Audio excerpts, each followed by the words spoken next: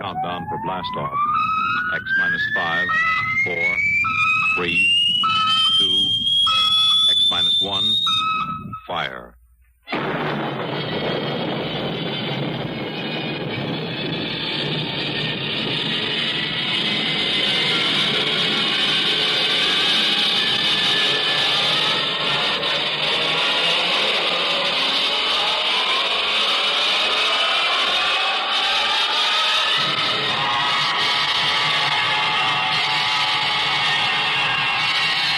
From the far horizons of the unknown come tales of new dimensions in time and space. These are stories of the future, adventures in which you'll live in 1,000,000, could be years, on 1,000 maybe worlds. The National Broadcasting Company presents X minus 1.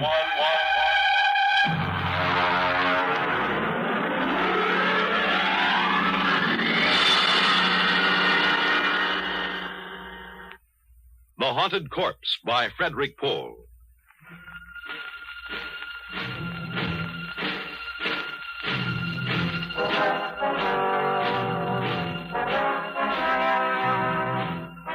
It was 2200 hours when my task force of 135 picked men and a wax stenographer, all fully equipped for any emergency, surrounded the big house. Just as I stepped out of my Jeep, the old boy himself came storming out of the house with fire in his eye. While he was still ranting and raving, I gave him a soft salute and waited for him to finish. Go on, get the whole bunch of you. This is private property and you're trespassing. I won't have it, you hear? Now go on, get out. I'm Colonel Windermere, sir. My orders are to establish a security cordon around your laboratories. Here you are, Dr. Horn. Your copy of the orders. You can take those orders. Say, who put you up to this? I know, Van Pelt. Why, that rotten, overstuffed, backstabbing monster of a... Dr. Horn. Oh, I know, Van Pelt. I ought to. He worked as my associate for years. But that doesn't give him the right to turn traitor and go running off to the Pentagon with a story about the Horn effect. Excuse me, Dr. Horn. The General asked me to give you his personal assurance that my men will not in any way interfere with your work here. It's just a matter of security. Security? Now, listen here, Lieutenant. I won't tolerate Excuse anybody... me, sir. It's Colonel. Lieutenant Colonel Windermere. Colonel, General, Lieutenant, what do I care what fool title you stick on your name? The Horn effect is my personal property. Not yours, not Van Pelt's, not the Pentagon's. Not anybody's but mine. You and your whole army can go plumb to the devil. Good day.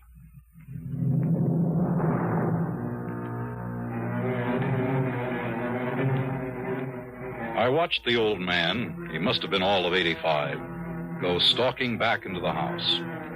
During the night, a wire stringing detail surrounded the whole place with 3-strand electrified barbed wire with guard towers every 50 yards. I inspected the whole establishment before breakfast the next morning. And then, satisfied that everything was in order, I ate breakfast in my tent. I was interrupted by the appearance of Van Pelt, the fat and chubby scientist who had sent the original report to Washington. What did he say? How did he take it, Colonel? I mean, is he sore? Sore as a boil, Doctor. Oh. Well, you're here, so I guess he won't try anything. By the way, I didn't get a chance to have breakfast in town, and I wonder... Oh, of course. Have some bacon and eggs. Thank you very much. It looks delicious.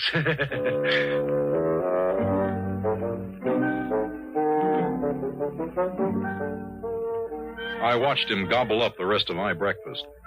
I was beginning to understand why Van Pelt and Horn didn't get along very well. Why Van Pelt finally went running to the Pentagon with his report. Of course, it was my job to keep an open mind, but I couldn't help thinking how I'd feel if my exec, Captain Lefferts, went over my head in that way. No, I couldn't blame Dr. Horn for being angry. At 1400, I went to see the doctor again. I brought along Corporal McCabe, my wax stenographer. Well, what do you two want? Good afternoon, Dr. Horn. I'm here to get your daily progress report. Daily?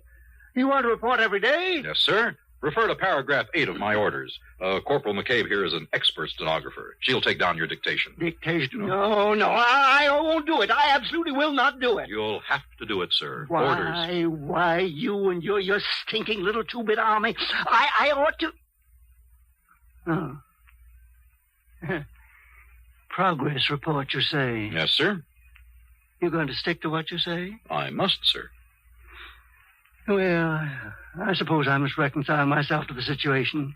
Now, exactly what is it that you want, Lieutenant? The report, sir, and it's Colonel, not Lieutenant. Just so, just so. The report, all about my work. Is that it? You may speak freely, Doctor. Corporal McCabe has full security clearance. Well, that must make her very happy. Yes, the report. Just so. Just so.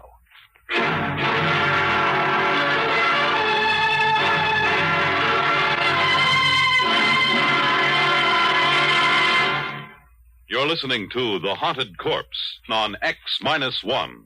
Have you ever read the want ads? Well, say one morning you pick up your hometown paper and spot an ad which reads, Wanted, for important position with fast-growing concern. Native-born American citizen, male or female, at least 35 years of age. Must be able to give proof of 14-year residence in the United States. Position of 4-year duration with possible renewal. Room and board furnished.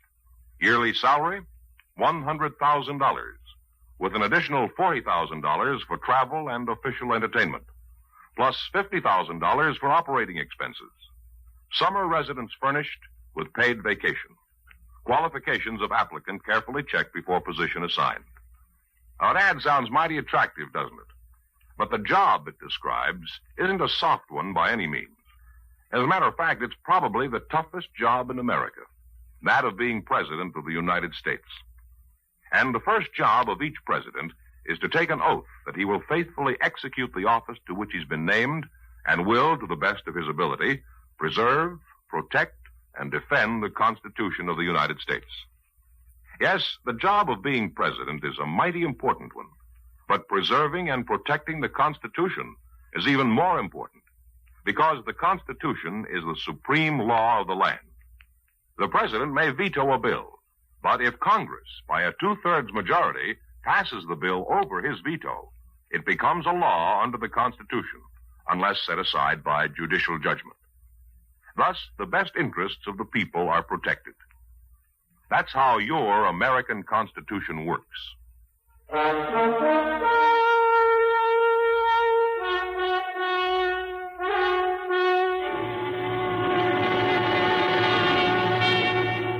Now, back to X-1 and The Haunted Corpse. I wasn't deceived by Dr. Horn's sudden willingness to cooperate. He was probably trying to win my confidence so they could find a way to phone his congressman and make trouble for the whole operation. But I merely nodded to Corporal McCabe, who opened her notebook and got ready to take the dictation. Very well.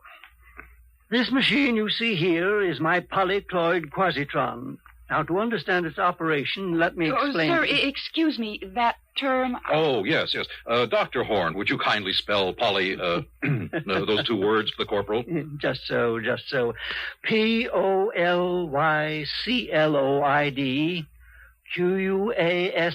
quasitron. Thank you, sir. Just so. Well, now, the various...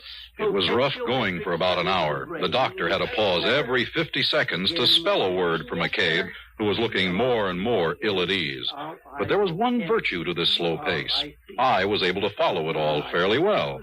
And when the doctor finally stopped, I was ready to sum it up for him. I hope, Lieutenant, that I've made myself clear. Yes, sir. In other words, you've perfected a method of electronically killing a man without touching him. What? Electronically killing a man without touching him? Yes, sir. Just so, Lieutenant, just so. Will you tell me one thing? What in the sweet name of heaven did I say that gave you that particularly stupid notion?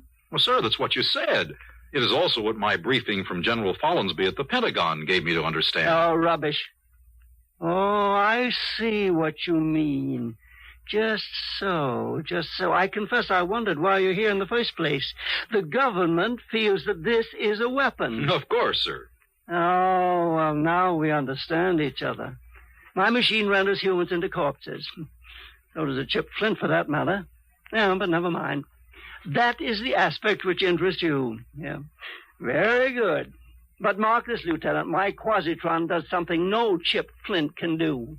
It removes from the human body that thing which possesses only a negative definition, the quantity that we'll term X, which, added to the body, produces a man, subtracted leaves a corpse.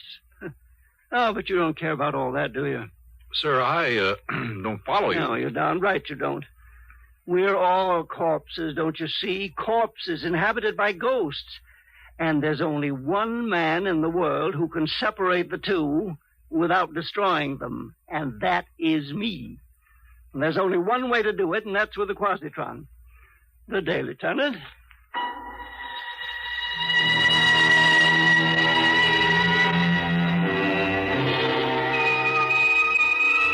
Corporal McCabe and I left hurriedly. I was ready now to make my situation analysis according to orders, but I decided to check one fact. I summoned Van Pelt to my tent that night. No, Colonel Windermere. He's perfectly sane. Perfectly. But he is also dangerous. Particularly dangerous to me. I mean, of course, if I haven't the Army's promise of complete protection. Colonel, that bowl of fruit looks tempting. I wonder if I... Oh, help yourself, Dr. Pelt. Thank you. Tasty. Very tasty. Dr. Van Pelt, I must have the straight dope on Horn. What's this ghost business? My goodness, Colonel, that's just the old man's way of putting it. Forget the term ghost if it really distresses you. Now, whatever you want to call this thing in the body, life, intelligence, or whatnot, this is what his machine works on. If he wishes, he can replace this quantity or remove it from body to body. You might call the operation a transference. A transference of personality. Yes, that would describe it.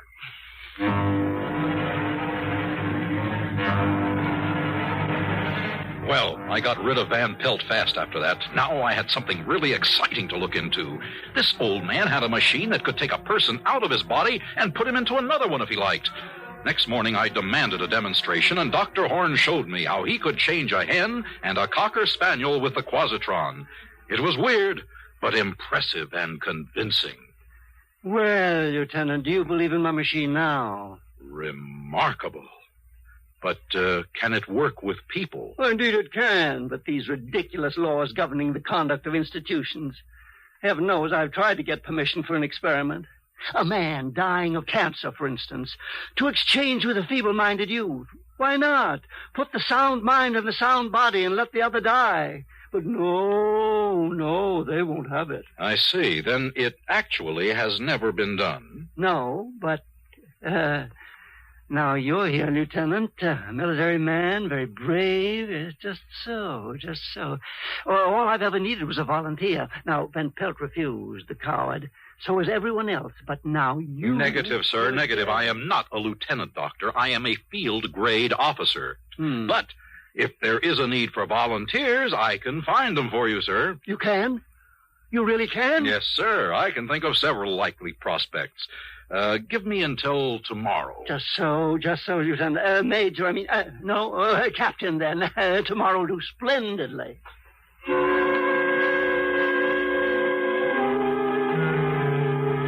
My immediate job was to get the volunteers. I would require two. The first was easy, a private in Able Company. I sent for him, and he appeared looking apprehensive. Sir, the colonel sent for me? I did. You're the latrine orderly of Able Company? Yes, sir, I am, sir. Yeah, there's a report on you. AWOL. That means a court-martial. You're aware of the possible consequences? Yes, sir, I am, sir. There is a possibility that these charges might be dropped. It depends upon our finding a volunteer for a special job. Is that all, sir? Oh, I volunteer, Colonel. When do I start, sir?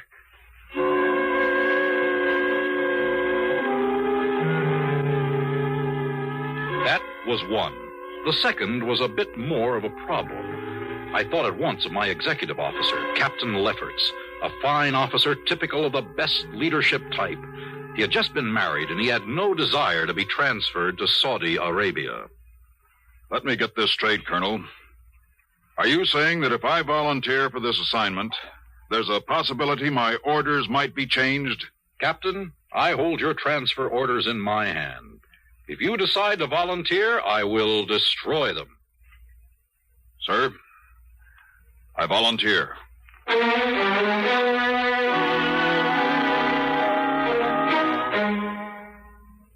So it was done. The next morning, both men were strapped into Horn's infernal machine. There was a great crackling and sparking.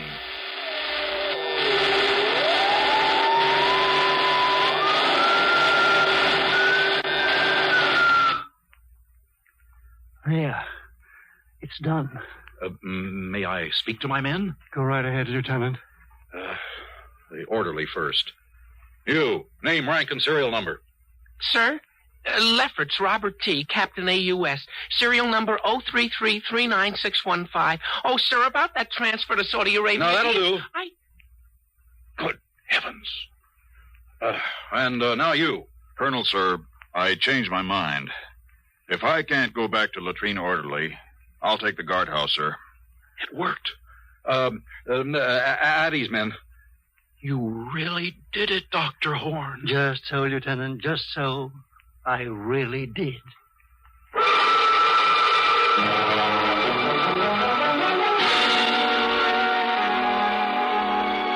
Horn switched the two men back again while I rushed for the telephone.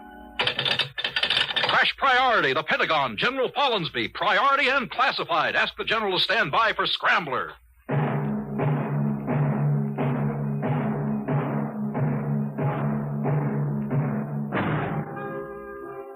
A weapon? This was far more than a weapon. We had the world by the tail. I got through to the general, and I was excited as I pointed out the implications of the device. Suppose a hostile representative visited this country, I told him. One of our men could switch places with him, and no one would ever guess. In time, we could have our men in the top positions of every government in the world. Our men reporting to us. It was the greatest opportunity any government ever had. The general was impressed in spite of himself. We arranged an appointment in the Pentagon for the next morning. As I hung up, I fingered the silver leaf on my shoulder. It would soon be a star. Colonel! What is it, O'Hare? Sir, I don't know how to put this. I'm afraid Dr. Van Pelt has gone psycho, sir. Why, Sergeant? What's he done? He's raving, sir. He says Dr. Horn wants to live forever. He says all Horn was waiting for was to make a test on a human being. He says now you've given Horn his test, Horn is going to grab the first human being he can find and, excuse me, sir, this is what he said, and steal his body. Great Scott! Where's Van Pelt now? In the laboratory, sir, with Dr. Horn. Gee, is everybody around here nuts? I saw it all in a flash. Dr. Horn had a brilliant mind, but a worn-out body. He was going to make a switch before his own aging machinery broke down. I had to stop him. Van Pelt was there, literally asking for it.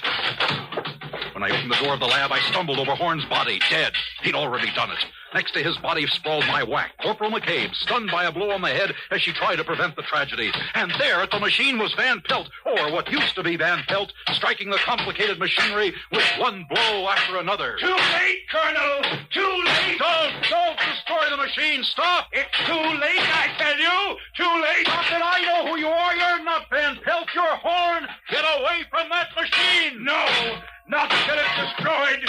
Destroyed! Destroyed! McCabe, you killed him. You fool, you unutterable ass! Wing him, yes. Stop him from smashing the machine, yes, but why did you have to shoot to kill? It seemed the best way. You've ruined everything now.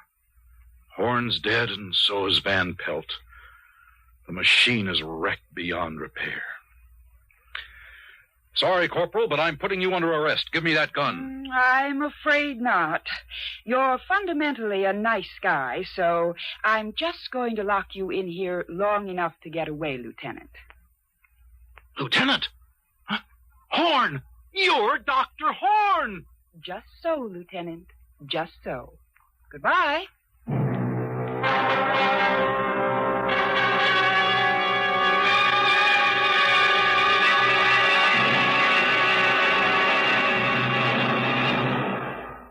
X-1 has brought you The Haunted Corpse, a story written by Frederick Pohl and adapted for radio by William Welch. Featured in our cast were Edgar Staley as Dr. Horn, Walter Black as the Colonel, and Dean Lyman Almquist as Van Pelt. Others in our cast were Lydia Bruce, Alan Collins, Bob Hastings, and Ralph Camargo. This is Fred Collins speaking. X-1 was directed by George Voutsas and is an NBC Radio Network production. We pause now for station identification.